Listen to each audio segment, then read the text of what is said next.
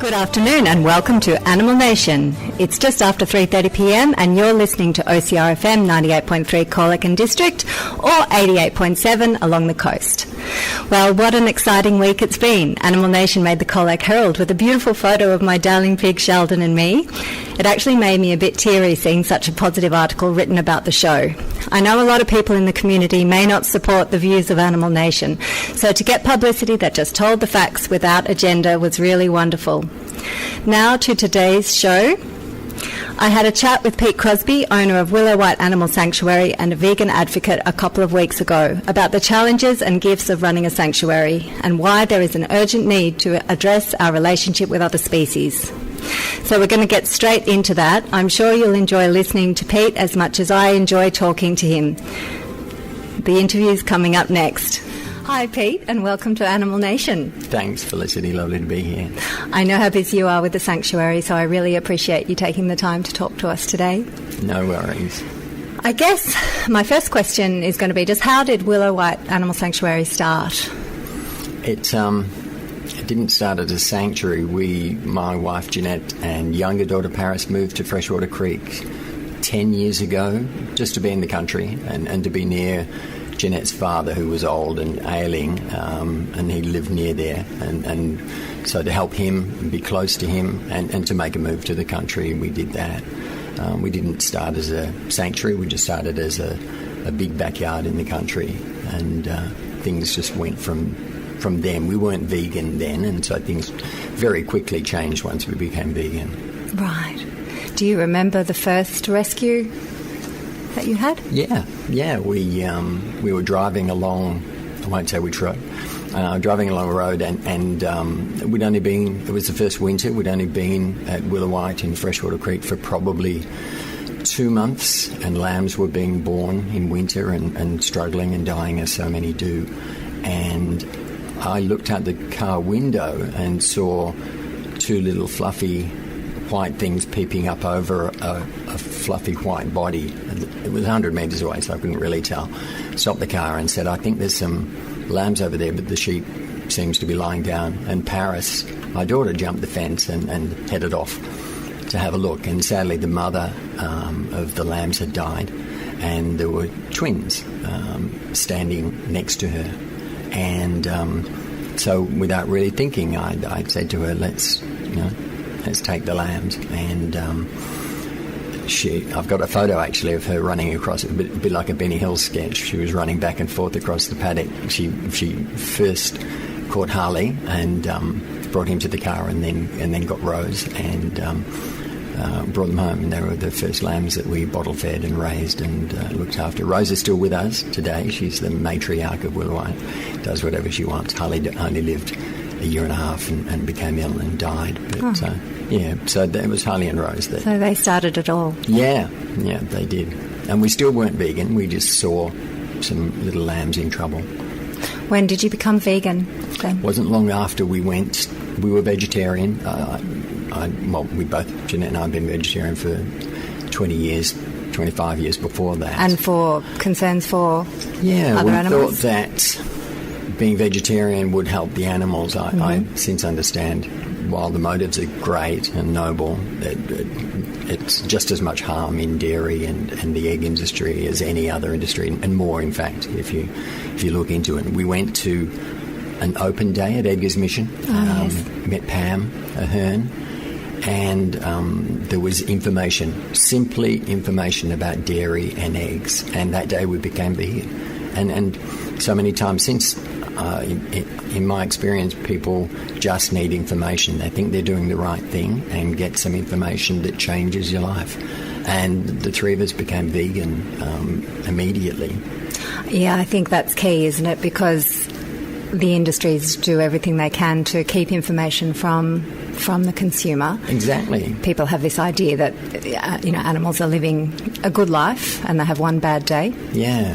So it's just key, isn't it? Information. And it amazes me today with the amount of information around, with the internet, social media, and every day I talk to people about the dairy industry and the egg industry that half of chicks born are male, and they're killed on their first or second day of life because they won't produce eggs. That what happens in the dairy industry is just horrific. Probably, well, you can't really say one death's worse than another, but the reason a couple of 3 years ago, I went to Port Campbell to a dairy and over a couple of months brought home 55 male dairy calves. Wow. Through a contact there and rehomed most of them. Some of them are still with us at Willowite now. But I didn't know that cows have to become pregnant every year to keep lactating, to provide the milk that people buy, and that the male cows or the male calves are treated as waste in the industry, and they're taken away from their mums and usually killed either in the first week or kept alive a little while and then killed for veal.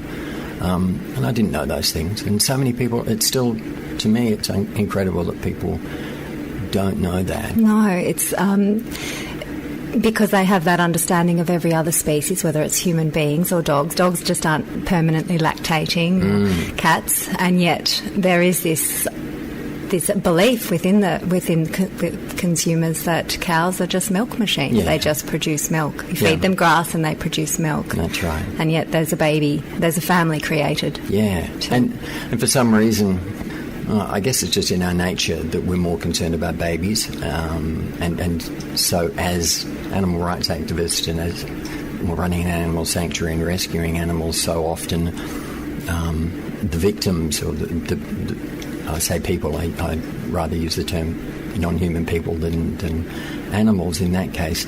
They're infants or they're babies. The lambs might only be freezing in a cold, wet winter night and hardly alive when we might see them, or the chickens are only 6 weeks old if they're broiler chickens to be raised for meat, or the calves are taken at 1 day or 1 week old and killed. And it's no different ethically to an older mammal being killed, but something in us, it touches our hearts when we see harm being done to babies. I guess it's just a survival thing. But that's right. It's a matter of species survival to have that desire to protect infants. Yeah. And they're just so vulnerable, and they are completely at the mercy of who's caring for them, and I use that word in inverted commas. That's right. And so, it's a natural reaction. And the ones, as an animal rescuer, the little ones who don't make it, that rescue and try so hard to save them and give them a life that's free from violence, the ones that don't make it are often young. And there are names of animals, and I know that you feel the same way, that I still can't say without crying, because these babies didn't get a chance and that they didn't make it, and you try so hard to give them that chance. And they're just ones and twos out of billions. Yeah. It just happens on such an enormous, unimaginable scale that 60 or 70 billion land animals per year are killed for food. They're numbers that we just can't imagine. Yet we do what we can in ones and twos, but it takes its toll, and when the little babies don't make it, it's so hard. But you keep going because it's worth it. What I was going to speak to you about is how well you use those stories to advocate for the billions. As I mentioned earlier, Pete's a beautiful photographer, and just the images that you put out, for the public to see of the ones that you've rescued, whether they've made it or not, and it just touch people, and the stories that you share about the ones that you've lost particularly. I know Ansel the calf is certainly one, I think, that had thousands of shares on Facebook, and really it's just amazing how when we do individualise somebody, people get it. And that's the purpose of my life and of Willowite, to not rescue as many animals as we can, although we do that. Any animal that comes across my sphere of influence that needs help, I will help. But Willowite's there, and I'm here to tell their stories with the hope that will change people's minds and change people's actions. Animal sanctuaries aren't the answer. Veganism is the answer. Stopping using animals for food or for clothing or entertainment or medical testing, whatever it is, using them is the problem. And as I found, education is such a powerful tool.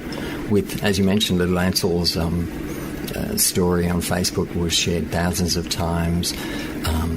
Arnie, Harriet, all of these beautiful people who died, I try really hard to make their passing worthwhile by sharing their story. And I've been contacted many, many times by people who have told me that their story was influential in their decision to become vegan, or at least to start looking along that path and educate themselves. So telling the stories is what I do. Rescuing animals is great, but telling their stories is so important. The images that I take, I love taking photographs of animals, and many of my images have been used in campaigns throughout the world, and it's so heartwarming to see a billboard in Times Square that has some of my photos on there, showing their beautiful, gentle faces and their innocence. And that's for people to be able to connect with animals on that level sometimes excuse me, is enough. And when people ask to come to Willowite and meet the animals, I always say yes, because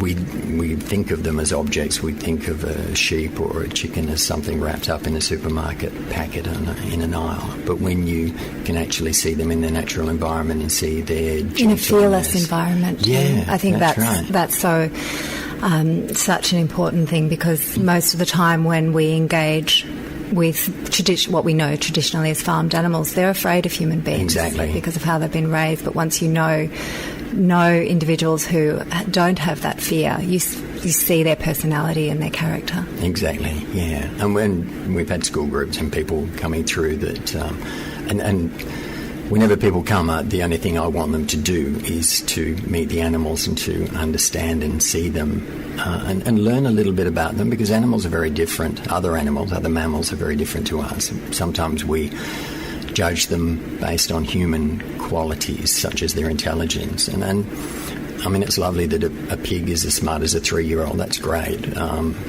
was listening to a comedian on YouTube last night who was talking about eating chickens because they're stupid, and it was so sad, because we judge them by our own measure of intelligence, and their measure of intelligence is totally different to ours. There's the amazing quote by Henry Beston talking about animals being of different natures and having senses that we've either lost or never had. We don't understand them because we're a different species, but we can respect them and we can simply give them justice. That's what we need to do. So that's why Willowite's there, to do that. I just want to say Henry Beston inspired the name of this show. Oh, right. I love that quote. Isn't it lovely? Yeah. The listeners might be interested in what are the real challenges of running a sanctuary. They're massive. All sanctuaries are different, and you can look at Pam Ahern and Edgar's Mission, who does an incredible job of educating and saving animals and doing all that she does. We're not on that scale, probably 150 mammals at Willowite and 90 roosters are there. And for the last 10 years, Willowite's pretty much taken up all of our time, all of our money, and so the commitment has to be strong, and the commitment simply is there because we believe that animals, if they want to live, they have a right to live, and to be able to tell their stories, it's a real privilege to do that. So the toll of caring for animals who don't make it is high, and I didn't realise that until last year when I struggled with some mental health issues brought about by a lot of things, but the losing a little animal and the grief time after time builds up, and sometimes you don't realise. Yeah, and it can do it, and it can do that gradually. There are many animal rights activists who struggle and who have taken their lives, sadly. But it's difficult. But the benefits every day. It's hard getting up in the dark and the rain and trudging through the mud and feeding and caring for animals, and then going off to work. I'm a Willowite by myself now, and I work 4 days a week.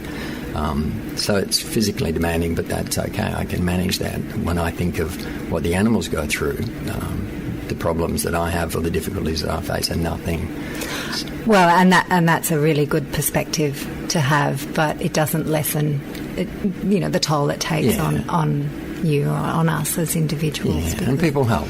We have volunteers who help us all of the time. We have working bees and people that are always, and people that donate money as well to help us, because it costs a lot to feed animals and vet care and all of the rest. So I don't make enough money to do that, but people do help. They're good people. What's the size of the property? 44 acres. Right. So you'd be relying on feeding out all year? Yeah, we feed out hay and the special feed that I get made up for the animals, the special needs animals, or the ones that aren't eating grass and hay out in the paddocks. That all costs money.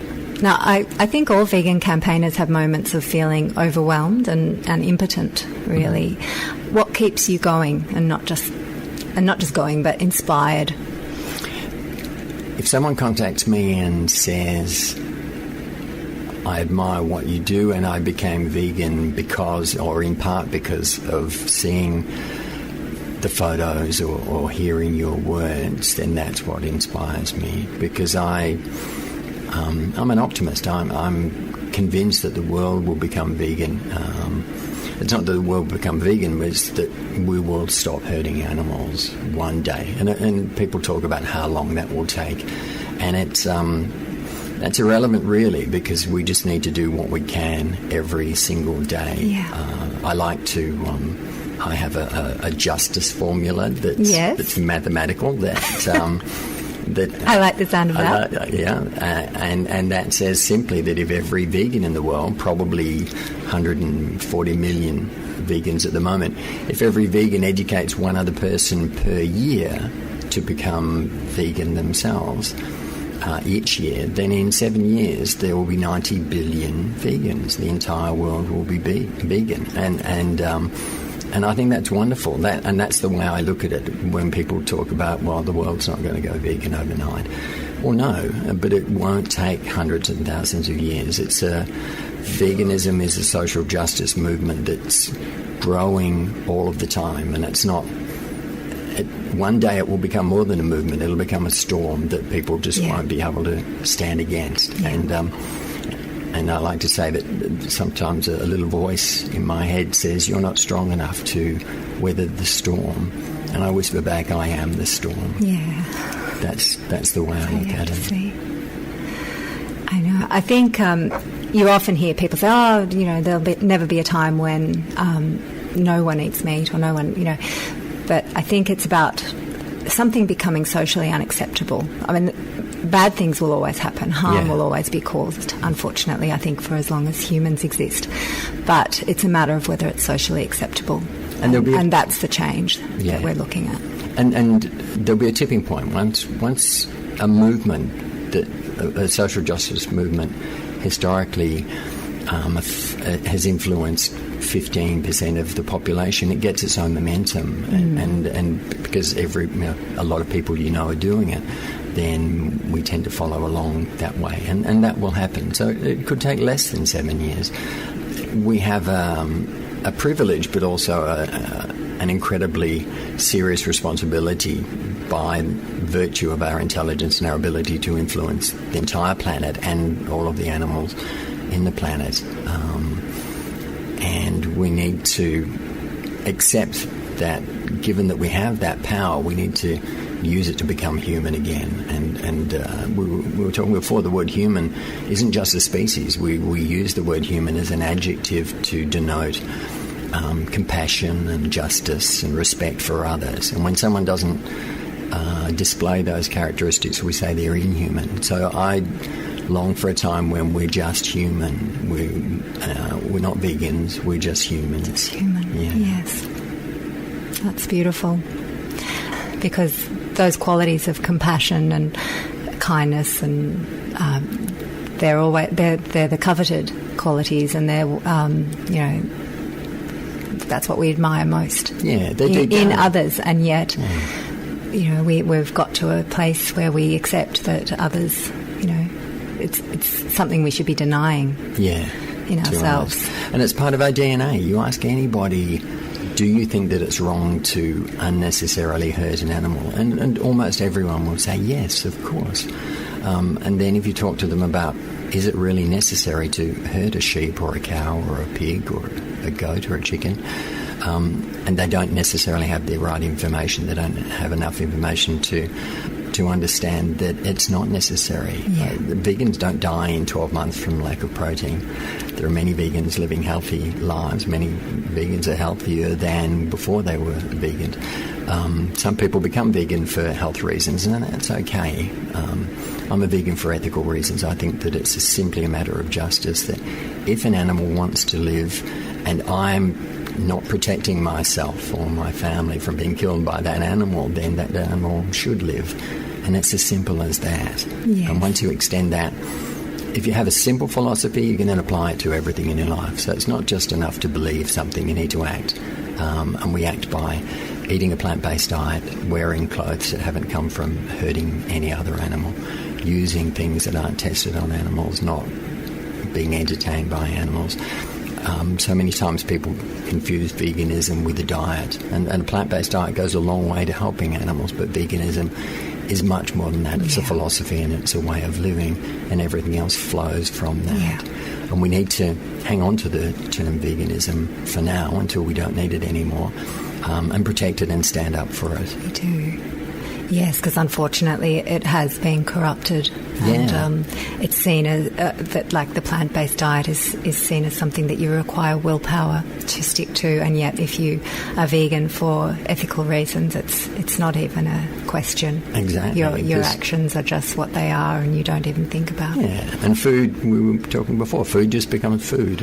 You're not looking for vegan food, you're just looking for food, and then you see all of these other results of animal cruelty on the shelves in the supermarkets or wherever else, and that just doesn't look like food anymore. So it's not that many vegans will say that becoming vegan was the best thing that they have ever done, and their only regret is that they didn't do it sooner. And that's how I feel as well. Well, unfortunately, we're almost out of time. But one last question: if you could say one thing to the non-vegans listening, what would it be? Great question. It would simply be that if somebody convinced you that you don't need to harm animals to be healthy or to survive, would you consider looking at what that means? And that means veganism. Brilliant.